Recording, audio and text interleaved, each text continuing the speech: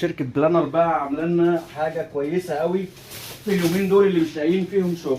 27 بوصه اي بي اس 2 كي بلينر، شركه امريكيه للي ما يعرفش شركه بلينر. موجود بقى النهارده حوالي 20 شاشه 27 بوصه اي بي اس، فيها كل المخارج وفيها سماعات. الماركه بلينر اسمها بي اكس ال 2780 دبليو ام، اسف ام دبليو، بي اكس ال 2780 ام دبليو اهي. فيها فيجا وفيها اتش دي وفيها ديسبلاي وفيها دي في اي، فيها الاربع مخارج، فيها سماعات وفيها سماعات اوت ما شاء الله. 2560 ريزوليشن على 1440. الموديل اللي شغال اهو. شركه بلينر بصراحه اليومين دول عماله ايه، نلاقي في مصر بقى شويه شغل ما شاء الله. وفي منها التاتش 27 بوصه اي بي اس فول اتش دي، دي 3200 دي 3200، الاثنين سعر واحد 3200. لكن دي 2 كي اي بي اس 2 كي فيها